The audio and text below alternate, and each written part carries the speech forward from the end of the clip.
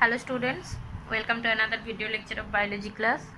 So our today's topic is hormones of posterior pituitary. So পশ্চাৎ পিটুইটারির hormone সম্পর্কে আমরা আজকে ডিসকাস করব। এর আগে আমরা অ্যান্টেরিয়র পিটুইটারি বা অগ্র পিটুইটারির হরমোন সম্পর্কে ডিসকাস করেছিলাম। সেখানে 7টা অগ্র পিটুইটারি থেকে 7টা হরমোন নিঃসৃত হয়েছিল এবং তাদের ডিফারেন্ট টার্গেট অর্গান ছিল এবং তারা ডিফারেন্টলি পারফর্ম করছিল। সো এরপর আমরা পস্টেরিয়র পিটুইটারির হরমোনগুলো সম্পর্কে এখন ডিসকাস করব। পস্টেরিয়র পিটুইটারিকে আমরা জানি যে এটাকে নিউরো হাইপোফাইসিসও বলা হয়। সো এই পোর্শনটা হচ্ছে পস্টেরিয়র পিটুইটারি। আমরা অলরেডি ডায়াগ্রাম দেখিয়ে এসেছি আগেও পস্টেরিয়র পিটুইটারি অ্যান্ড এটাকে নিউরো হাইপোফাইসিসও বলা হয়ে থাকে। একইভাবে অগ্র পিটুইটারি বা অ্যান্টেরিয়র পিটুইটারিকে অ্যাডিনো হাইপোফাইসিস বলা হয়ে থাকে। পস্টেরিয়র পিটুইটারি কোনো হরমোন কিন্তু সিনথেসাইজ করে না। সো নিজে থেকে পস্টেরিয়র পিটুইটারি কোনো হরমোন উৎপন্ন করে না, কিন্তু হাইপোথ্যালামাস থেকে উৎপন্ন হওয়া দুটো হরমোন পস্টেরিয়র পিটুইটারির মধ্যে স্টোর হয়ে থাকে, সঞ্চিত থাকে এবং প্রয়োজনে এই পস্টেরিয়র পিটুইটারি থেকে নিঃসৃত হয়। সো এরা হরমোন তো উৎপন্ন তো করে না, কিন্তু এরা হরমোন স্টোর করে রাখে এবং সেটাকে সিক্রিট করে। সো এটা আমরা এখানে লিখতে পারি যে posterior pituitary does not synthesize any hormone, rather it stores two hormones synthesized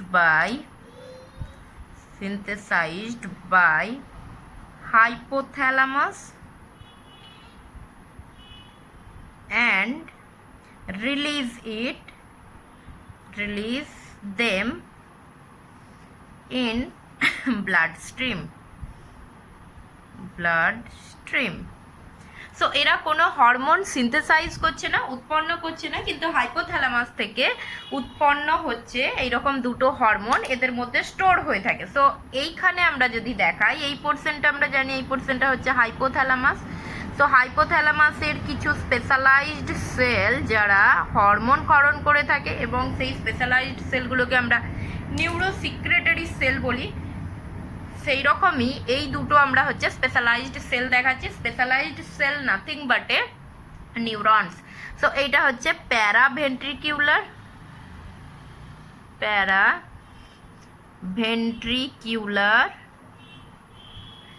nucleus. So এক ধরনের স্পেশালাইজড নিউরন বা নিউরোসিক্রেটরি সেল। অ্যান্ড এইটা হচ্ছে সুপ্রা অপটিক নিউক্লিয়াই বা নিউক্লিয়াস বা নিউক্লিয়াস। সো এই দুটো স্পেশালাইজড সেলের মধ্যে এই যে প্যারাভেন্ট্রিকিউলার থেকে অক্সিটোসিন উৎপন্ন হয়। অ্যান্ড সুপ্রা অপটিক নিউক্লিয়াস এইটা হচ্ছে এডিএইচ হরমোন উৎপন্ন করে। এবং উৎপন্ন হওয়ার পর আমরা দেখতে পাচ্ছি, উৎপন্ন হওয়ার পর এই লং অ্যাকশন হয়ে এরা কোথায় আসছে, পস্টেরিয়র পিটুইটারির মধ্যে স্টোর হয়ে থাকে এবং তারপর এই পস্টেরিয়র পিটুইটারির থেকে সিক্রিট হবে, অর্থাৎ এখান থেকে সিক্রিট হবে, অর্থাৎ পস্টেরিয়র পিটুইটারি এরপর ব্লাডের মধ্যে এগুলোকে সিক্রিট করবে। সেই জন্য এখানে দুটো কোয়েশ্চেন কিন্তু ফর্ম হয়। একটা হচ্ছে যে অক্সিটোসিন এবং এডিএইচ কোথায় উৎপন্ন হয় আর কোথা থেকে নিঃসৃত হয়। উৎপন্ন হচ্ছে হাইপোথ্যালামাসে, কিন্তু নিঃসৃত হচ্ছে পস্টেরিয়র পিটুইটারি বা পশ্চাৎ পিটুইটারি থেকে নিঃসৃত হচ্ছে। সো সেটা আমাদেরকে মনে রাখতে হবে। এরপর আমরা আসি এই দুটো হরমোনের ক্ষেত্রে, এই দুটো হরমোনের ফাংশন সম্পর্কে আমরা এরপর ডিসকাস করবো। সো দুটো হরমোন আমরা প্রথমে এখানে বলে এলাম যে এই দুটো হরমোন হচ্ছে, একটা হচ্ছে oxytocin and another one is ADH, antidiuretic hormone. So আমরা ডিসকাস করব এখন। তো সর্বপ্রথম অক্সিটোসিন সম্পর্কে ডিসকাস করব। অক্সিটোসিনের অপর একটা নাম কিন্তু পিটোসিন। সো পিটোসিনও বলা হয়ে থাকে, অক্সিটোসিনেরই অপর একটা নাম Pitocin. And oxytocin it is synthesized by paraventricular nucleus of hypothalamus and secreted by posterior pituitary। সেটা আমি আর লিখছি না, secreted by posterior pituitary।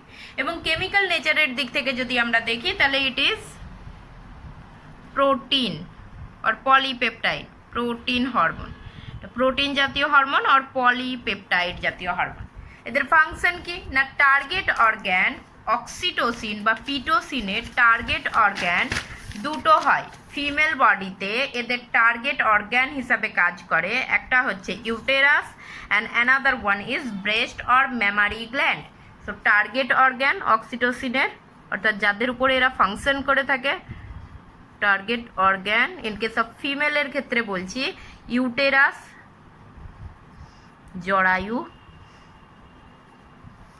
আর একটা হচ্ছে ব্রেস্ট অর মেমারি গ্ল্যান্ড বলা হচ্ছে।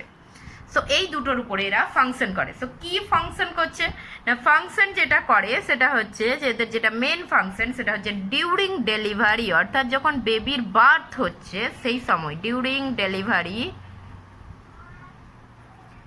it stimulates, it মানে oxytocin, it stimulates contraction of smooth muscles present in uterine wall so that child can come out through the birth canal। অর্থাৎ এই যখন labour pain হচ্ছে, যখন ডেলিভারি হবে সেই সময় এরা মেনলি ইউটেরাসের যে ওয়ালের মধ্যে যে স্মুথ মাসেলগুলো থাকে সেই মাসেলগুলোর কন্ট্রাকশন ঘটায়, সংকুচিত করে। এর ফলে কি হয় না, এর ফলে বেবির বার্থের সাহায্য হয়, অর্থাৎ বেবি বেরিয়ে আসতে পারে বা বেবি হচ্ছে বার্থ ক্যানাল থেকে মুভ আউট হতে পারছে। সো এখানে যদি আমরা একটু স্ট্রাকচারটা যদি আমরা দেখাই তাহলে আগের দিনও আমরা দেখিয়েছিলাম যে ওভারি, দুটো ফিমেল বডিতে দুটো ওভারি থাকে। সো এই হচ্ছে একটা ওভারি যদি আমরা দেখাই, অ্যান্ড এই ওভারি থেকে কি হচ্ছে, এই ওভারি থেকে এইরকমভাবে কিছু টিউব লাইক কিছু স্ট্রাকচার আমরা দেখতে পাবো যেটাকে ফ্যালোপিয়ান টিউব বলবো। সো এইরকম ওভারি থেকে এইরকম হচ্ছে ফ্যালোপিয়ান টিউব যাচ্ছে অ্যান্ড গিয়ে কোথায় মিলিত হবে, এগুলো ইউটেরাসের সঙ্গে। সো ওই রকম ধরনের একটা স্ট্রাকচার আমরা এখানে কিন্তু দেখতে পাবো। সো এরকম একটা স্ট্রাকচার আমরা এখানে দেখতে পাবো। সো এটা হচ্ছে ইউটেরাস, অ্যান্ড এই ইউটেরাসের মধ্যে কি থাকছে, এখানেও ফ্যালোপিয়ান টিউব থাকবে। সো এই জায়গায়ও ফ্যালোপিয়ান টিউব থাকছে, আমি এটা আর দেখাচ্ছি না। এই ইউটেরাসের মধ্যে এরকম ধরনের কিছু ওয়াল থাকে, এন্ডোমেট্রিয়াম ওয়াল থাকে, যেগুলোর মধ্যে মাসল থাকে, এরকম ধরনের মাস্কিউলার, এগুলো মাস্কিউলার স্ট্রাকচার, এখানে পেশি রয়েছে। অ্যান্ড এই জায়গায় আমরা বলেছিলাম যে এই ওভারির মধ্যে এগ প্রডিউস হয়, এগ প্রডিউস হওয়ার পর ফ্যালোপিয়ান টিউবে যায়, ফ্যালোপিয়ান টিউবে গিয়ে সেইখানে স্পার্মের সঙ্গে মিলিত হচ্ছে, অ্যান্ড মিলিত হওয়ার পর এখানে কি তৈরি হচ্ছে, জাইগোট তৈরি হচ্ছে। এই জাইগোটটা এরপর কোথায় আসে, এই জাইগোট থেকে এমব্রায়ো তৈরি হবে, অ্যান্ড এমব্রায়ো থেকে যেটা ফিটাস অর্থাৎ ভ্রূণ তৈরি হচ্ছে, এই এমব্রায়োটা এইখানে ডেভেলপমেন্ট হচ্ছে। অর্থাৎ এইরকম ইউটেরাসের ওয়ালের মধ্যে এইরকমভাবে প্রথিত অবস্থায় থাকে, যেটাকে আমরা অ্যাকচুয়ালি বলি মাদারের উম্ব যেটাকে বলছি, অর্থাৎ মাতৃগর্ভ। সো 9 মাস হচ্ছে এইরকম ধরনের এমব্রায়োর ডেভেলপমেন্টটা হতে হিউম্যান বডির ক্ষেত্রে 9 মাস লাগছে। সো সেই রকম এখানে এই ইউটেরাসের মধ্যে এই পুরো ডেভেলপমেন্টটা কিন্তু কমপ্লিট হবে, অ্যান্ড ওই ইউটেরাসের মধ্যে এই এমব্রায়োর ডেভেলপমেন্টটা কমপ্লিট হচ্ছে। সো যখন 9 মাস মানে ফিটাসের ডেভেলপমেন্ট কমপ্লিট হয়ে যাচ্ছে, ফুললি কমপ্লিট হয়ে যাচ্ছে, যখন বেবি কমপ্লিটলি ডেভেলপড হয়ে গেছে, এরপর বেবির জন্ম হবে, তখন কি হচ্ছে না, তখন এই যে অক্সিটোসিন, এটা যদি অক্সিটোসিন দেখায় তাহলে এটা হচ্ছে অক্সিটোসিন। এই অক্সিটোসিন এই ইউটেরাসের উপর ফাংশন করবে। অক্সিটোসিন কি করবে না, এই যে এই মাসেলগুলো রয়েছে, এই মাসেলগুলোকে কি করবে, কন্ট্রাক্ট করবে, সংকুচিত করবে, ফলে এই পোর্শন থেকে বেবি কিন্তু কাম আউট হবে, অর্থাৎ মুভ করে বেবির বার্থ হবে। সো বার্থের জন্য নর্মাল ডেলিভারির কথা বলছি আমি, নর্মাল ডেলিভারির জন্য কিন্তু oxytocin is must, oxytocin is important hormone, এবং যেহেতু এরা বেবির বার্থে সাহায্য করে থাকে, সেই জন্য অক্সিটোসিনকে বার্থ হরমোন বলা হয়ে থাকে, বার্থ হরমোন বলা হচ্ছে। নেক্সট ফাংশন কি করছে, নেক্সট ফাংশন হচ্ছে যে after delivery. So after delivery অর্থাৎ বেবির ডেলিভারি হয়ে গেছে, বেবির জন্ম হয়ে গেছে, এরপর কি হচ্ছে না, after delivery it helps in milk ejection or secretion from mammary gland, অর্থাৎ বেবির জন্ম হয়ে যাওয়ার পর ম্যামারি গ্ল্যান্ড বা স্তনগ্রন্থি থেকে, স্তনগ্রন্থির সেম জিনিস, স্তনগ্রন্থির চারপাশে বা সারাউন্ডিং যে সেলগুলো থাকে সেগুলোকে কন্ট্রাক্ট করে, এবং সো দ্যাট এই যে প্রোল্যাক্টিনের ফলে যে মিল্কটা উৎপন্ন হয়েছিল, ব্রেস্টের অ্যালভিওলাইয়ের মধ্যে যে মিল্কটা উৎপন্ন হয়েছিল, সেই মিল্কটা এবার ইজেক্ট হবে বা সিক্রিট হবে, অর্থাৎ নিঃসরণ ঘটবে, দুগ্ধ নিঃসরণ ঘটছে। তো সেটা এটা আফটার ডেলিভারির সময়। সো অক্সিটোসিনের মেন দুটো ফাংশন, তাহলে একটা ফাংশন হচ্ছে এটা বার্থে সাহায্য করছে, চাইল্ডের বার্থে সাহায্য করছে, অ্যান্ড অ্যানাদার ফাংশন হচ্ছে মিল্ক ইনজেকশন বা মিল্ক সিক্রেশনে কিন্তু এরা সাহায্য করে থাকে। সো এটা হচ্ছে অক্সিটোসিনের দুটো ফাংশন। নেক্সট হরমোন যেটা আছে সেটা হচ্ছে অ্যান্টিডাইউরেটিক হরমোন, পস্টিরিয়র পিটুইটারি থেকে সিক্রিট হওয়া ইউরেটিক হরমোন, আর এটাকে অ্যাব্রিভিয়েটেড ফর্মে ADH বলা হয়। এটার অপর আর একটা নাম হচ্ছে পিট্রেসিনও বলা হয়ে থাকে, এটাকে পিট্রেসিন, ওটা পিটোসিন আর এটা হচ্ছে পিট্রেসিন। অ্যান্টিডাইউরেটিক হরমোন, অ্যান্ড এটা কিন্তু উৎপন্ন হচ্ছে কোথা থেকে, সিনথেসাইজ হচ্ছে সুপ্রা অপটিক নিউক্লিয়াই থেকে। So synthesized by supra optic nucleus বা নিউক্লি, প্লুরাল ফর্মে নিউক্লি বলছি। কেমিক্যাল নেচারের দিকে এরাও কিন্তু it is protein hormone, chemical নেচারের দিক থেকে এরাও কিন্তু প্রোটিন জাতীয় হরমোন হয়। এবং টার্গেট অর্গান যদি বলি এদের, তাহলে টার্গেট অর্গান মেনলি যেটা টার্গেট অর্গান হচ্ছে DCT and CD, collecting duct of nephron, DCT distal convoluted tubules and CD for collecting duct of nephron, কিডনির মধ্যে প্রেজেন্ট থাকা নেফ্রনের দুটো অংশ, এই দুটো অংশ এদের টার্গেট অর্গান। সো মেনলি এরা কিডনির টার্গেট অর্গান হচ্ছে মেনলি এদের কিডনি বা কিডনির মধ্যে প্রেজেন্ট থাকা যে নেফ্রন, সেটা হচ্ছে এদের টার্গেট অর্গান। সো এদের ফাংশনটা কি হচ্ছে না, ফাংশন হচ্ছে ADH increases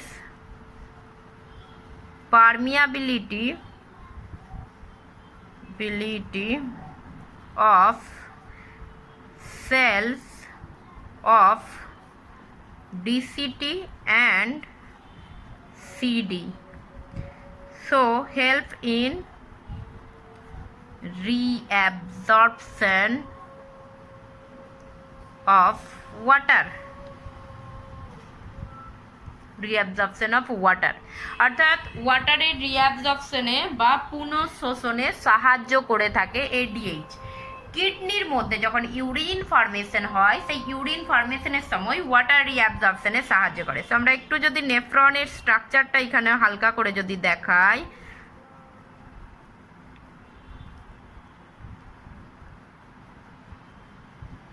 এইরকম একটা কয়েলিং স্ট্রাকচার হয় নেফ্রনের।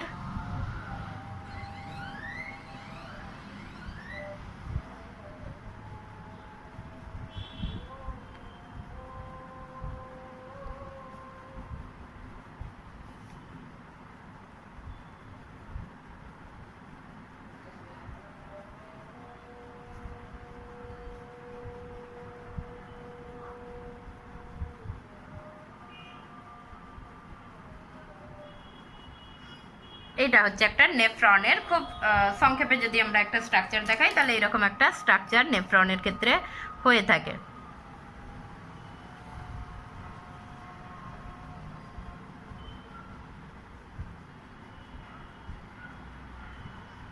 এরকম একটা স্ট্রাকচার এখানে হয়ে থাকে। এটা হচ্ছে একটা নেফ্রনের স্ট্রাকচার। এবং এই নেফ্রনের স্ট্রাকচার, নেফ্রন কোথায় থাকে? কিডনির মধ্যে প্রেজেন্ট থাকে। কিডনির হচ্ছে যে ফাংশনাল এবং যে স্ট্রাকচারাল ইউনিট সেটাই হচ্ছে নেফ্রন। এই পোর্শনটাকে বলা হয় রেনাল কর্পাসাল। রেনাল কর্পাসাল অ্যান্ড রেনাল কর্পাসাল দুটো অংশ নিয়ে গঠিত। এই যে কাপের মতো যে স্ট্রাকচারটা এটাকে বাউম্যান ক্যাপসুল বলে, আর এই অংশটা এটা হচ্ছে গ্লোমেরুলাস বলা হচ্ছে। বাকি পুরো এইখান থেকে এত দূর যেটা দেখাচ্ছি এইটা হচ্ছে রেনাল টিউবিউলস। এই দুটো অংশ নিয়ে গঠিত। রেনাল টিউবিউলসের মধ্যে এই পোর্শনটাকে বলা হচ্ছে পিসিটি, এইটাকে বলা হয় হেনলির লুপ, অ্যান্ড এইটাকে বলা হয়, এই জায়গাটা হচ্ছে ডিসিটি, অ্যান্ড এইটা হচ্ছে সিডি। ডিসিটির ফুল ফর্ম হচ্ছে ডিস্টাল কনভলিউটেড টিউবিউলস, দূর সংবর্তনালিকা। আর এইটা হচ্ছে সিডির ফুল ফর্ম হচ্ছে কালেক্টিং ডাক্ট। কালেক্টিং ডাক্ট, সংগ্রাহী নালিকা। সংগ্রাহী নালিকা। সো এই দুটো অংশ, এই যে এই টোটাল নেফ্রন দেখাচ্ছে, এই টোটাল নেফ্রনের এই দুটো অংশের উপরে কিন্তু এই দুটো অংশ হচ্ছে টার্গেট অর্গান। এখানে যে সেলগুলো রয়েছে এই সেলগুলোকে কি, সেলগুলোর মধ্যে পারমিয়াবিলিটি, ভেদ্যতা বাড়ায়। কি হচ্ছে না, এইটা হচ্ছে এক ধরনের ব্লাড ক্যাপিলারি। এখান থেকে ব্লাড কি হচ্ছে ফিল্ট্রেট হয়ে এই পোর্শনে পড়বে, অ্যান্ড এই ফিল্ট্রেট হয়ে এই পোর্শনে পড়ে এইখান থেকে এই হয়ে এই বরাবর হয়ে কোথায় যাচ্ছে? কালেক্টিং ডাক্টে সংগ্রহ হচ্ছে। ইউরিন যখন ফর্মেশন হচ্ছে, সো ব্লাড প্লাজমা এরকম ফিল্ট্রেট হয়ে ইউরিন ফর্মেশন করছে। সো এই সময় ইউরিনের মেন কম্পোনেন্ট আমরা জানি ওয়াটার। এই সময় এডিএইচ কি করে, এই ডিসিটি এবং কালেক্টিং ডাক্ট এই বোথ থেকে ওয়াটারের রিঅ্যাবজর্পশন ঘটায়, অর্থাৎ ওয়াটার পুনঃশোষণ করছে এবং ব্লাডকে ফিরিয়ে দিচ্ছে। তার মানে হচ্ছে যে ইউরিনের ভলিউম কিন্তু কমছে, so that decrease the urine volume। ইউরিনের যে ভলিউম সেটা কিন্তু কমছে। সো নর্মালি ইউরিনের ভলিউম আমরা সারাদিনে কি হয়, নর্মাল এতে 1.5 to 2 লিটার ইউরিন উৎপন্ন হচ্ছে এবং রিলিজ হচ্ছে। বাট যদি এডিএইচ ক্ষরণ না হয় বা এডিএইচ ক্ষরণ কমে যায় তাহলে কিন্তু এটা 20 লিটার, আপ টু 20 লিটার বা 40 লিটার পর্যন্ত হয়ে যেতে পারে। এডিএইচ আছে বলেই ওয়াটারটা কি করে দিচ্ছে, রিটেনশন করে নিচ্ছে বা রিঅ্যাবজর্ব করছে। দ্যাটস ওয়াই ইউরিনটা কম ফর্মেশন হচ্ছে বা হচ্ছে ওয়াটার রিঅ্যাবজর্পশন হওয়ার জন্য ইউরিনের ভলিউমটা কমে যাচ্ছে। একই সঙ্গে এরা কিন্তু আয়নের অ্যাবজর্পশনটাকে কিন্তু এরা ডিক্রিজ করে। সো এখানে যেমন ওয়াটারকে রিঅ্যাবজর্ব করছে, সেই রকম ব্লাড প্লাজমার মধ্যে যে আয়নগুলো থাকছে যেগুলো ইউরিনের মধ্যে আসছে, সেই ions mainly chloride ions decrease করে। তো যেহেতু ওয়াটার এইখানে রিঅ্যাবজর্পশন ইনক্রিজ হচ্ছে, তার মানে ইউরিনের মধ্যে ওয়াটার কম থাকছে। আয়নের রিঅ্যাবজর্পশন ডিক্রিজ করছে, তার মানে ইউরিনের মধ্যে আয়নের পরিমাণ বেশি থাকছে। সেই জন্য যে ইউরিনটা ফর্মেশন হয় সেটা হচ্ছে concentrated urine. Concentrated urine formation হচ্ছে। এছাড়া আর একটা ফাংশন করে থাকে এডিএইচ, সেটা হচ্ছে ইট causes vasoconstriction, vasoconstriction, so increases blood pressure. তো ভ্যাসোকনস্ট্রিকশন মানে যে আর্টারি যে রয়েছে সেই আর্টারির ওয়ালটাকে কি করছে, বা আর্টারির যে লুমেনটা সেটার কি করছে, সংকুচিত করছে। এর ফলে ব্লাড প্রেশারটা ইনক্রিজ করে যায়, এবং যেহেতু ভ্যাসোকনস্ট্রিকশনে সাহায্য করে তাই এডিএইচ এর অপর একটা নাম হচ্ছে ভ্যাসোপ্রেসিন। তো এডিএইচ এরই অপর নাম হচ্ছে ভ্যাসোপ্রেসিন, যেটাই এডিএইচ সেটাই হচ্ছে ভ্যাসোপ্রেসিন। তাহলে দুটো ফাংশন মেনলি করে থাকে, একটা হচ্ছে ইউরিন ফর্মেশনের সময় এটা কিডনির নেফ্রনের মধ্যে ডিস্টাল কনভলিউটেড টিউবিউল এবং কালেক্টিং ডাক্টের মধ্যে এরা ওয়াটারের রিঅ্যাবজর্পশন বাড়ায়, ফলে ইউরিন লেস পরিমাণে উৎপন্ন হচ্ছে, অ্যাজ ওয়েল অ্যাজ এরা ভ্যাসোকনস্ট্রিকশনের সাহায্যে এরা ব্লাড প্রেশারটাকে ইনক্রিজ করছে। সো এই জন্য এদের ভ্যাসোপ্রেসিনও বলা হয়ে থাকে। নেক্সট হচ্ছে যে এর যদি হাইপোসিক্রিশন হয়, এটিএইচ এর যদি হাইপোসিক্রিশন ঘটে তাহলে একটা রোগ দেখা যায়, হাইপোসিক্রিশন। অ্যান্ড হাইপোসিক্রিশন মানে আমরা বলেছিলাম কম সিক্রিট হচ্ছে, তাহলে হাইপোসিক্রিশন হলে যে রোগটা হয় তার নাম হচ্ছে ডায়াবেটিস ইনসিপিডাস। ডায়াবেটিস শব্দটার সঙ্গে আমরা খুব পরিচিত। ডায়াবেটিস আর একটা রোগ আছে ডায়াবেটিস মেলিটাস, যেটাকে নর্মালি আমরা বলি সুগার, যেটা বলি যে সুগার হয়েছে। সো ডায়াবেটিস মেলিটাস ইনসুলিনের কম ক্ষরণের ফলে হয়, আর ডায়াবেটিস ইনসিপিডাসটা এডিএইচ এর কম ক্ষরণের ফলে হবে। এক্ষেত্রে কি হবে, ডায়াবেটিস ইনসিপিডাসে কি হবে না, এখানে হচ্ছে মোর ইউরিন ফর্মেশন হবে, যেহেতু এডিএইচ কম ক্ষরণ হচ্ছে তাহলে অবভিয়াসলি ইউরিন ফর্মেশন বেশি হবে, যেটা আমরা বললাম ইন নর্মাল সিচুয়েশন একজন অ্যাডাল্ট, একজন প্রাপ্তবয়স্ক মানুষ 1.5 to 2 লিটার ইউরিন প্রত্যেক দিন ডেলি হচ্ছে উৎপন্ন করছে এবং রিলিজ করছে। বাট যদি এই ডায়াবেটিস ইনসিপিডাস রোগেতে প্রায় 20 লিটার পর্যন্ত ইউরিন ফর্মেশন হতে পারে, বা হচ্ছে 20 লিটার পর্যন্ত ইউরিন রিলিজ হতে পারে। তার মানে এখানে বারবার ধরে ইউরিনেশনের বারবার ধরে ফিল হবে। একইভাবে এত ওয়াটার বডি থেকে বেরিয়ে যাওয়ার জন্য কি হয়, ডিহাইড্রেশন ঘটে যায়। অ্যান্ড ডিহাইড্রেশন হওয়ার জন্য বারবার ধরে কি হবে, এক্সট্রিমলি থার্স্ট দেখা যাবে। সো বারবার ধরে তৃষ্ণা পাচ্ছে, extremely thirst. And extremely thirst এইটাকে অ্যাকচুয়ালি বলা হয় পলিডিপসিয়া, পলিডিপসিয়া বলা হয়। এক্সট্রিমলি থার্স্ট যেটা, এটাকে পলিডিপসিয়া বলা হয়।